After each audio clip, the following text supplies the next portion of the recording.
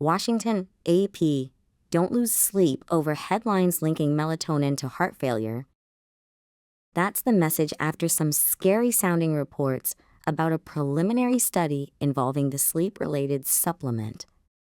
It raised questions about the safety of long-term use of melatonin for insomnia. Doctors have long known that too little or interrupted sleep raises the risk of heart disease. But heart experts say this kind of so-called observational study can't prove that melatonin use plays any role. Instead of the insomnia patients we're trying to treat, we should not raise the alarm and tell patients to stop taking all their melatonin, said Dr. Pratik Sandasara, an interventional cardiologist at Emory Healthcare who wasn't involved with the research. Our bodies naturally produce melatonin, a hormone that regulates our sleep cycles. Levels normally increase as it gets darker in the evening, triggering drowsiness. People may take lab-produced melatonin to help them fall asleep or to adjust for jet lag or time changes. The new study used international electronic health records, tracking adults diagnosed with insomnia who had a melatonin prescription that suggested they used the supplement for at least a year.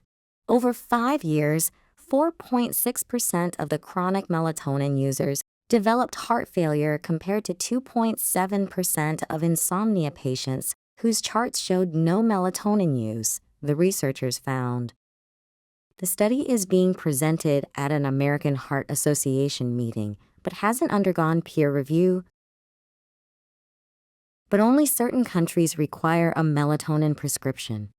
It's over-the-counter in the U.S., meaning Americans in the study might have used the supplements without it being recorded, said Northwestern University Cardiology Chief Dr. Clyde Yancey, who wasn't involved in the study. The study also did not show dosages.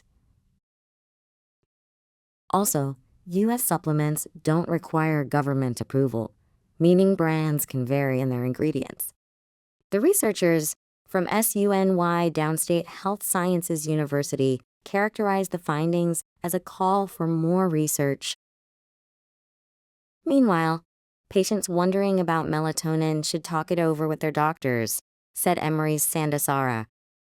Generally, doctors recommend it for short-term use, like for jet lag.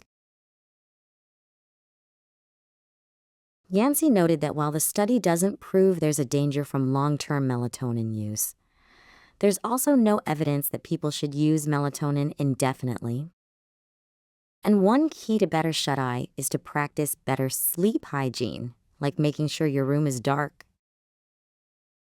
When we expose ourselves to blue light, in particular at night, we are diminishing our melatonin levels. That's science, he said. Sleep problems aren't about just being sleepy and tired. They're putting yourself at risk. The Associated Press Health and Science Department receives support from the Howard Hughes Medical Institute's Department of Science Education and the Robert Wood Johnson Foundation. The AP is solely responsible for all content.